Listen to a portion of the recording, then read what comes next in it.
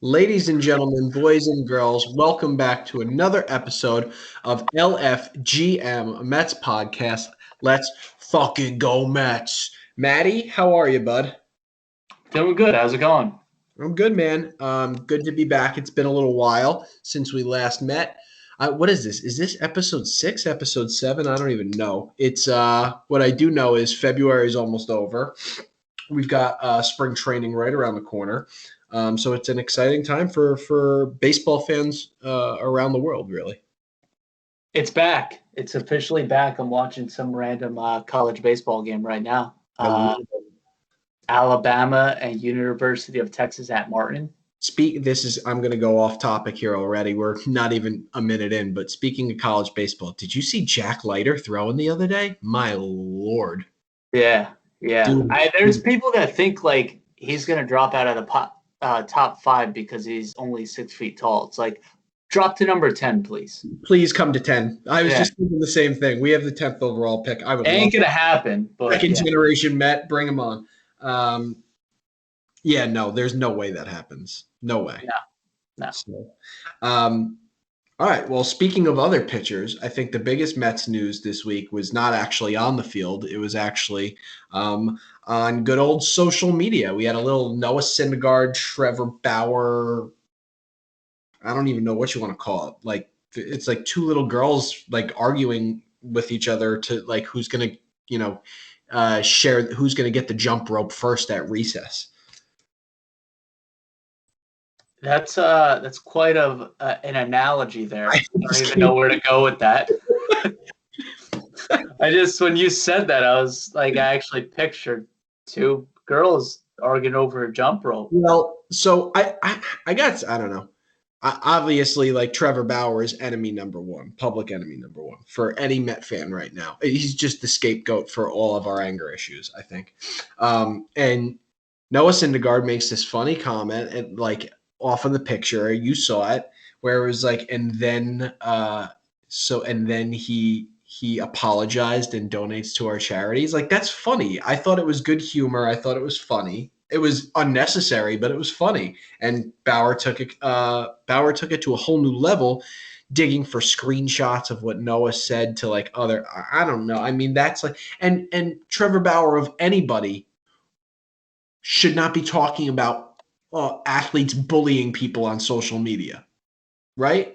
I It's a weird one because it's like Noah was, like you said, he was just joking around, and I think he's very funny and like witty on there. So I didn't take anything from it. Like when I saw it, it was like, all right, yeah, that's funny. And then Bauer just comes back with like a your mom joke almost, like just yeah. something that's just too over the top.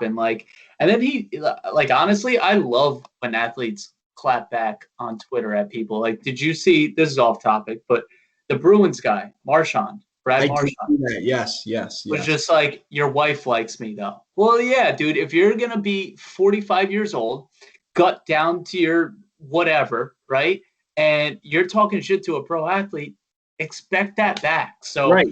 I saw the Noah tweets. I was like, that good. Keep firing. Like, I have no problem with Noah Syndergaard standing up for himself to like these online trolls, right? But then like when Trevor Bauer like fuels the flames of the online trolls and gives them a platform to stand on by screenshotting what like I mean it makes no sense. It makes no sense to me.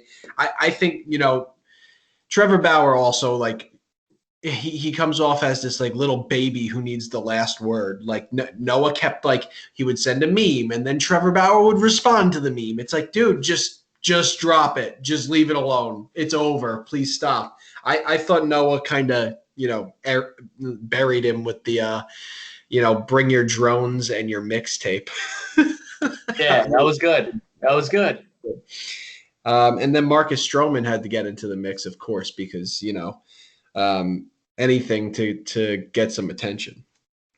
Yeah, I mean, that was just random. He just like threw his 2 cents in there, of course, and was I like, all did right, not. I'll well, tell you what. I did not like Trevor Bauer calling him homie in quotes. That's a weird one. yeah. I mean, you know what it stemmed from was Stroman was insinuating through tweets, like through emojis, as a reaction to people saying that Trevor Bauer's racist. So I didn't mind Trevor standing up for himself there. Like, come on, man. But I mean, is there like an emoji? We need like when like De Blasio or Cuomo give a speech and they have like the sign language guy there. We need like emoji translators on Twitter from now on. That's what we need. Yeah, I mean, it was fairly obvious he was trying to poke at Trevor for something. I mean, it's something that's like, all right, we got really serious out of nowhere, and Noah just like had a harmless joke. Yeah, So I think like moral of the story for me is like I don't think this dude would have made it here if this is what he did in 10 days of us hating him. I mean, two bad starts and he wouldn't survive after listening to some of the calls on WFAN or something. This dude wouldn't have made it. I couldn't disagree more, man. People say Really? that. It's like, dude, I really don't get that thought and that philosophy at all. Like he would make it fine. And I honestly hope he throws excellent this year. So I could just say, yeah, I fucking told you so. He's good. Like I he's fucking good. Like and nothing will rattle him. He's pitched in a World Series before. He's been in plenty of postseason games.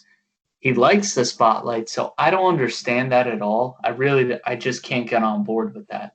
I just can't. I mean, I guess watching interviews with him, I guess I feel like I understand him a little bit more than most. He's a weirdo. So if you understand him, what does that say about you? Well, listen, I mean, you just called a guy who got bullied his whole high school career a weirdo. So there you go. Who's the bully there? I Oh, guess you are. come on. I Okay, so guess. speaking of getting bullied, Uncle Steve is back on Twitter. He got bullied off of Twitter, right? His family was getting some sort of, I don't know, apparently threats about GameStop this and helping out Melvin Capital that. But Uncle Steve is back, and I hope he refines his Twitter usage to like maybe not responding to every single tweet, and I hope it becomes more sparing and like kind of here and there kind of stuff, and just give us some Mets updates once in a while on the Twitter. Yeah, it's not going to happen. I know Twitter's like a drug, man. He loves it. He loves it. There's definitely like there comes a point where you're just too rich to be on Twitter, and he's at that point. He's beyond that point. Yeah, he's well beyond that point. He's He's got got to get off. the next like 20 lifetimes. Yeah, there's just nothing good that can come of it right now, right? I don't know. I mean, you could just comment on the team here and there, get show some excitement, but responding to half of these people, I mean, Twitter's a dumpster fire. I don't know. I don't know if I do that. Yeah, I think it just needs to be, like I said, like a sprinkle of Met stuff here and there, and just fade into almost like non-existence. Talk Love about them, your hedge fund. love them, but no, definitely don't do that. Please don't do that. Please, please. The last thing that we need again is more of that nonsense. Speaking of people who are back, the Mets welcome back their hitting coach today, Chili Davis. We have not seen the great Chili Davis in, geez, it's been more than a year now, right? The last time we saw Chili Davis was September of 2019. So it's now February 2021. So welcome back, Chili. And hopefully, we can get some things straightened out with the polar bear over at first base. Yeah, I mean, I think, I mean, he did pretty good as a Zoom hitting coach. Honestly, Yeah, he did got to pretty be. good. Top offense, or one of the top offenses in the league, and a guy who a lot of people considered to have struggled. Like, you look at his numbers. If there's a 162 games, he'd be right on pace for in comparison to his freshman campaign. So, yeah, it's better that he's in there in person, obviously. So, always good. I think I'm just going to run with something you said there. 162 games this year is going to feel like so many games. Like we had 60 games last year, and I don't want to say it felt like a lot. I don't want to say it felt like a normal season or a full season by any means, but it it that like condensed time frame, like it just kind of it came and it went. I feel like this season's going to feel really long. And if I feel that way, I wonder how the players are going to feel. No, I'm ready for 162. I liked 60 last year with our team specifically because I didn't want to drive myself crazy too much, but I could definitely watch 162 with this team this year. Now, if Yeah, it was last year's team, we go for another 60 game season. Granted we had some good players, but just so many ups and downs. Typical Mets season, really. But seriously. yeah, 162 I think will feel nice, but you're right. Like come June for a lot of those players, um, it's got to feel like a way bigger grind than what they experienced last year, and that's why I think the 26 man roster is that much more important Yeah. in getting everyone playing time right Well, away. well, speaking of the 26-man roster, we got another pitcher this week. Number 99, not Turk Wendell, although Turk Wendell did send Taijuan Walker a necklace. I don't know if you saw that. Taijuan Walker signed with the Mets, 2-year deal, player option for a third. I think it's actually one of those mutual. It's like the player and team option. I don't, but Taijuan Walker joins the starting rotation, most likely. And I mean, you don't sign a guy to a 3-year deal potentially to not join the starting rotation. So Taijuan Walker, number 99 for the New York Mets this year. He's going to slide into that starting rotation, and it's going to be interesting this 26 man roster how they're going to break it down. Yeah, I mean he Walker's got really good stuff, and you just hope that he stays healthy enough where he can get a decent amount of starts in. I don't know what that is for him, but it's something where we have to in signing Walker, we're relying less on bottom tier guys getting spot starts, right? Absolutely. Getting you know what I mean, like the Oswalts and the Lockets, even though he's not here of the world. That happened a lot last year in a 60 game season. That happened Mhm. way too much, and that's what makes for a long season when you know there was a ton of different situations last year, but there were times I'm sure you remember where we had back-to-back days where we didn't know who was pitching. We were Yep. just like, we'll figure it out because Yep. we got guys all over the place right now. I think they're just trying to avoid something like that. Yeah. Um, I right now what I've got is with Noah. So not the start of the season, but towards the middle of the season, they got about eight starting pitchers potentially, and you wouldn't be upset with any of these guys starting a game, right? Like when Corey Oswalt or Walker Lockett were starting, it's almost like a really like we're doing this again. I think these guys are all going to be they're all not necessarily like proven products, but they're all capable pitchers. Jacob DeGrom obviously is more than capable, right? Cookie Carrasco more than capable. Marcus Stroman, I mean, he is what he is. Um, Coming off of a year where he opted out, so it's going to be an interesting year for him. Taijuan Walker slips right in there.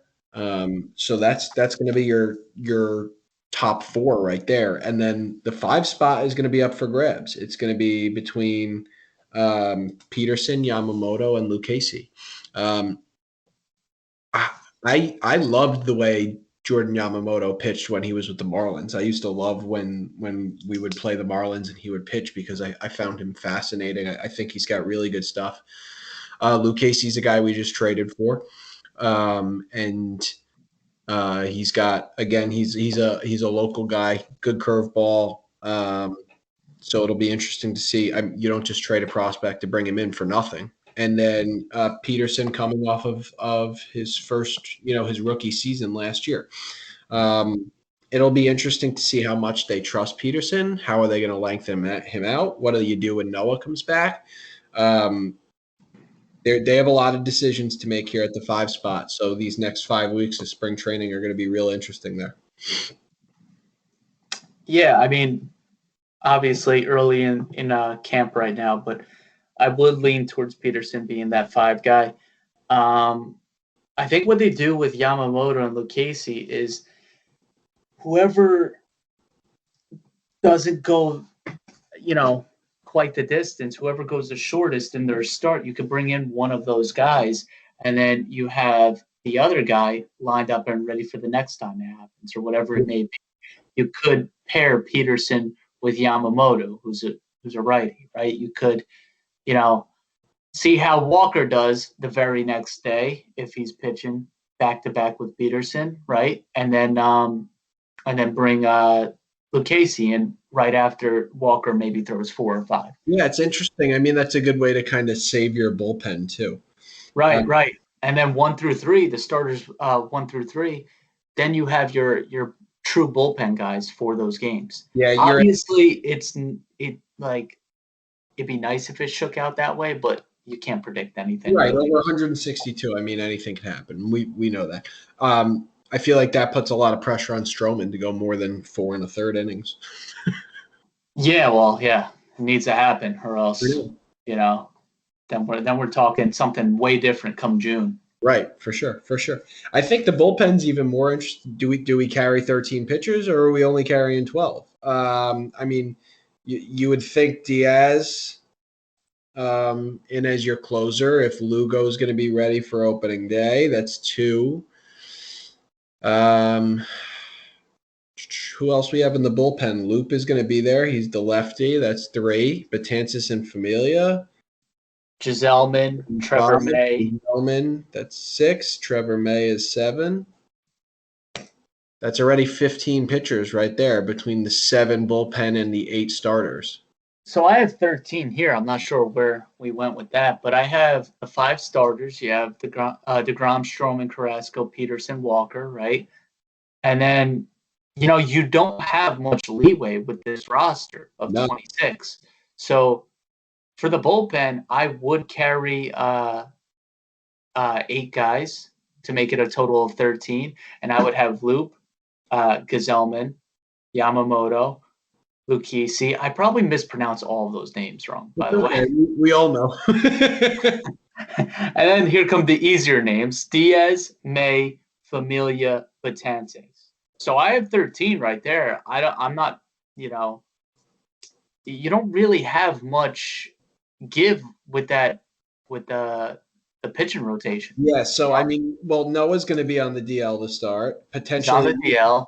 Lugo is on the DL probably. DL to start, which means then Gazelman makes it. So if those 2 are going to be on the DL, this leaves a few guys out. I mean, we're talking Miguel Castro, Franklin Kilome, Sam McWilliams, Sean Reed Foley. I finally got his name right.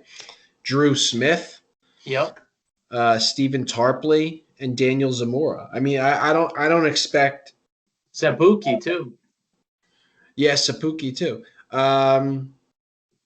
I don't expect Zamora to make it from the start. I don't expect Tarpley to make it to start. I don't expect Sapuki to, I can't say his name, to make it to start. I would love to see Drew Smith again. Sean Reed Foley, I think was a good move. Sam McWilliams, I think, is like a long-term project there. Franklin Kilome, kind of same thing. Prospect still working. Younger guy. Miguel Castro, man. He's going to be my breakout guy of the year. My God. So who's he making the team over? Well, I don't know if he makes the team to start the year. Okay. All right. Dude. I want to say he does have options too. That would be good. He's got electric stuff, man. Electric. He's got to control that fastball a little bit better. But, dude, the way he fires it, he's coming across his body like that. It's hard to see the ball. He's got really great stuff. Hopefully he upgraded from the Orioles cleats. Yeah, I mean, shit, I'll buy him a pair at this point. those things were ugly. I Uh, know. I, it's really tough because you essentially just have to keep all the guys who have options down right away, and you got to give these older guys the chance. It is a nice luxury to have, though. You got some studs that are going to be hanging out in AAA for a bit. You Yeah, man. got you got Seth Lugo, who you don't have to really rush back. Honestly, I No, mean, right. the worst case scenario, honestly, is Familia and Diaz fucking up, which is very likely to happen. And what do you do if that happens? That's the only issue because those guys are major league guys. You got to, like, I don't know, trade or cut them. Well, you We could can talk about it when it happens. I know you could DFA them, but then you get nothing for them. But then Right. that's It, just a whole shitstorm. And then like, what happens with the money? Or they do all the money? It becomes such a, like I said, it yeah. becomes a shitstorm there. I mean, yeah. Like, what happens if those two are underperforming? Would Familia hey, we're going to designate you for assignment. Okay, send me down to AAA. No way. There's no. No. I can't see them doing it. I can't. No. They're going to No. say, okay, like waive me, release me. Yeah, that's usually what happens. Listen, I hope it doesn't happen. I hope they're legit and we don't even have to worry about them. We just have this influx of a ton of arms, which is nice. But, injuries are bound to happen and guys are bound to struggle. So we have set ourselves up nice. Will we see Drew Smith at some point? Yeah, absolutely. Probably Mick Williams too. Probably a few of these guys, right? Colombi, I'm interested in. I want to see if we do see him He's another because one. He's got to throw he's like, him and yeah, Castro. yeah, but he's like probably fourth on their list now, right? In terms of being called up as a bullpen guy. Yeah, I think that's good for him too, because I do think he's a big boy, man. But I do think he projects as a starter more than a relief pitcher. Castro does, yeah. I don't know, maybe. No, not Maybe. Castro. Kilome. Oh, Kilome. Okay. Dude, the height on these guys is incredible. Kilome's huge, man. Humongous. Look at Trevor May too. He's like 6'7", I think. Trevor May is 6'5". Sam McWilliams is 6'7". Luke Casey's 6'5". Peterson 6'6". Colome 6'6". Castro 6'7". Betances is 6'8". Betances is 6'8". Jeez. Yeah, I Yeah, knew he's Castro huge. 6'7". Yeah, Huge. we have maybe the biggest pitching staff. I would say between Trevor May and Noah Syndergaard, those are some big boys, man. Like I wouldn't mess with them. You see them coming out of the bullpen and like a benches clearing brawl. You stay back. We got an awesome team for fighting. Like, Yeah.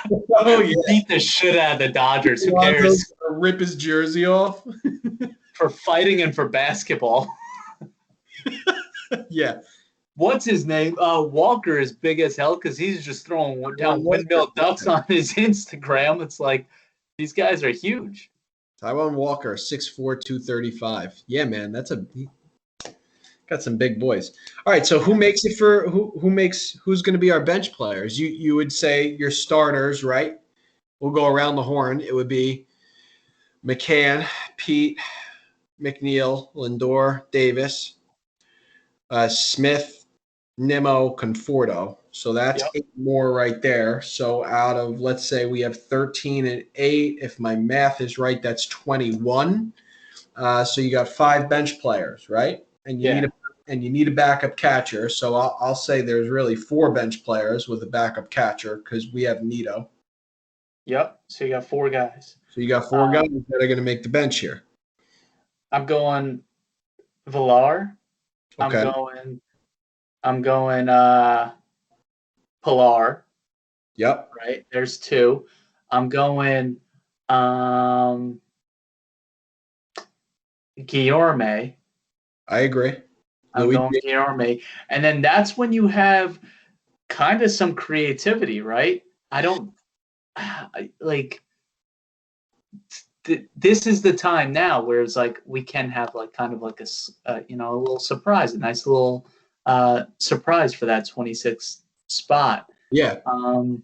I mean, who do you go? You got options, though. I mean, you got, let's see, you got Khalil Lee, right? Khalil He's could on the be 40 man. I don't think it happens, but who knows? Jose Martinez, a little limited, but can hit. Or it's actually going to be either Jose Martinez or Albert. Albert Almora. Yeah. That's the question that, yeah. And I think the reason you can make arguments for both of them, right? But Martinez could play first base and he could play the outfield. So, but does that really help you with this team? Because Dom Smith can do that too. And then Albert Almora can play in the outfield. He can play all three outfield positions. I would say, unlike Jose Martinez, Martinez, I think, is more of going to be your corner outfielder and then potentially at first base. So I think it kind of depends on what you want to do, like flexibility wise, you know? It makes it a little bit better for Martinez that all three of our outfielders are lefty hitters, right? Because he is a bat and he's a righty bat. Well, Almora is too, but if he just doesn't really hit and does his own usual thing in spring training, I don't know if they're as inclined to put him on there. Yeah, You know, Martinez has a little bit more pop for sure. and it's a righty bat, yeah. The righty bat. Almora is a righty bat too, but you would have, It's I mean, Villar's a switch hitter. Guillorme's a lefty bat. Pilar's a righty bat. It depends, man. There's a lot of different ways that they can go with this. It's going to be interesting to see their reasoning and how it all plays out, really. It'll be interesting because if Almora hits a little bit in spring training, then it could really, really get tricky. I don't look at him necessarily as a righty bat. I just look at him as like he's that guy for defense, you But know. I would think for sure at the beginning of the season they start with 13 pitchers, the max. I think there's potential to go down to 12 at points within the season. But I don't see that being the long-term move for this team at all. Yeah, I mean, I'd agree. We're going to start with 13 guys. I mean, I guess we go from there. You kind of just evaluate from there what you need and what you don't need. Yep. Especially, like we talked about before, if, everyday position players, um, if it's starting to take a toll on them in June and July, maybe we do drop down to 12 pitchers and carry one more position player. So, yeah, and even if it's for, I don't know, 2 weeks, and just to give some guys an extra day here and there, I don't foresee that being like a month and a half or a 2 month long thing that this team does. But yes, I agree. You want to wrap up with power rankings and then we'll get out of here? yeah. Power rankings, the MLB power rankings, the first official spring training 2021 power rankings came out. And the New York Mets have made the top 5. The Dodgers are listed as number 1, and rightfully so. The Dodgers are the reigning World Series champs, and they added Trevor Bauer. The Padres are number 2. The Padres and the Dodgers in the same division out there in the NL West. The Padres added Yu Darvish. They added Blake Snell to an already explosive lineup. The New York Yankees, our in-division rivals, the Bronx Bombers are number 3. It'll be interesting to see what happens there with their starting rotation. Do they have enough pitching? Though we'll see what they get out of Corey Kluber. And can they stay healthy, right? That's the age-old question with the Yankees between Hicks and Judge and Stanton and what is Clint Frazier and why did they bring back Brett Gardner? We'll see what happens in the Bronx. Number 4, our in-division rivals, the Atlanta Braves. They re-signed Marcell Ozuna. They added Drew Smyly and Charlie Morton, and they're getting back Freddie Freeman, who won the NL MVP last year. And then the Mets come in at number 5. A lot of people would say that the Mets had their offseason didn't live up to expectations. I completely disagree with that. That's why the Mets are in the top 5. of the power rankings right now. I'll round out the top 10 here. The White Sox at 6, the Twins at 7, the Blue Jays are 8, the Rays are 9, and the Astros are 10.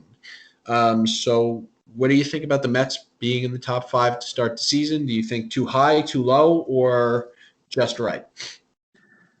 I mean, I feel like that's fine. I'd change up a few things within that top 10. I wouldn't even mind if the Astros jumped up ahead of us, really. I mean, Really? um, yeah, I don't see how they're so low, to be honest. I'm surprised by the Yankees being up that high. Um, I feel like they got a lot of questions, especially with the rotation a bit. Um, I don't know, man. I mean, always take these rankings for what it's worth, but it does show that it's going to be a great division and a tough division. Yeah, So, for you know, sure. it's good that we have the depth that we've acquired as opposed to just trying to go and shoot for the stars this offseason. And not even just a good division or a great division. Um, the National League has 4 of the top 5 teams in the power rankings, and um, it's almost like an arms race in the National League to see who's going to get through, and it's going to be a gauntlet, man. It's going to be a real gauntlet. I was kind of surprised to see the White Sox and the Blue Jays. The White Sox at 6, the Blue Jays at 8. I thought it was a little early for them. I know both of those teams added some guys. I could have seen the Astros going up in front of those two, but I don't know if I would see the Astros, a lot further in front. They kind of, they underperformed in their first half of last year, and they came on hot, and I think they still have a lot to prove, not to themselves, but they have a lot to they want to shut up the naysayers in Houston, They and had a lot going on in the yeah, beginning of last season. yeah, for sure. New They're a management. damn good team, and they're gonna always be tough in there in the playoffs. And But it was interesting to see the Rays still in the top 10 too. I mean, I know they're kind of a juggernaut and they just churn out 90 win seasons every year, but they lost Blake Snell, and they lost in the World Series, and that can be really demoralizing for a team. they lost Blake Snell. We don't know what they gained though. There could be a guy that comes up in You're right. July or August, and it's like, all right, here we go. We also get a full season of Randy Arozarena, Oh my God, I can't wait to see him again. and they're a team that you just never know. So you might as well just throw them up there and just be like, hey, we're not going to mess with you guys anymore because we don't even know what you got at this point. Them and the A's, it's like, just consistently 90 wins, put them in the playoffs, and see what happens. So Yeah. Yep. I feel like the Mets are 5 was I thought 5 was respectable. I think the Braves should be in front of us. I definitely think the Padres and the Dodgers should be in front of us. The Yankees, we just don't know what they are. If they're healthy, they're going to be good, but that's a huge if, and that hasn't happened for them. It seems like in the last, I don't know, 4 years. So, Dude, 3 is crazy for them, I think. I think that's crazy talk. yeah, their starters are just not. I don't see it. I don't see it. I would have put the Braves up at 3. Yeah, Houston 4, and then the Mets 5, I mean, 6. the Blue Jays will be tough. I mean, I think that they're right around that uh, ranking of where we're at. Cardinals, I feel like will do Better with pretty Nola. well this year. Yeah. And they always have like starting pitchers that you don't really hear about, and then all of a sudden they got some good arms that you're watching. So I think they'll be interesting to watch this year, especially obviously with Arenado too. Yeah. A team that surprised me was the Indians coming in at 15. I thought losing Lindor would put them a little further down, and Carrasco would put them a little further down. And I mean, just think about some of the players that they have either traded away or pretty much all traded away, actually. over the last, I don't know, year and a half, 2 years. Bauer, Clevenger, Lindor, Santana walked in free agency and then came back in that trade. I mean, they've gone through a lot there, and the owner doesn't seem like he wants to put any money into paying for guys to stay there long term. So them coming in at 15, I don't know if Terry's got Francona's got a rabbit to pull out of the hat there, but we'll see what happens in Cleveland. He's got arms, man. He's still got arms there. I mean, they have a chance to have one Plesac, of, stud. if not the best, 1-2 punch in baseball with Bieber and Plesac. And then Plesac. you got the new kid, Tristan McKenzie. Imagine I mean, they lost Corey Kluber too. That's another one. I mean, think about some of the arms that have come through there over the last, I don't know, 5 years ish. Their Crazy. ace, Kluber, got injured. He got injured when he was their ace, then even blinked twice, and they just like inserted someone else in. So I always said it would have been nice if they just fucking added one bat per offseason. Like, do something, man. And because their arms are legit. That's their thing. They know how to do that. Plesac's a stud. I love watching him. You got anything else? No, man, I think that's it. Same here. All right, folks. That's all we got. Put it in the books.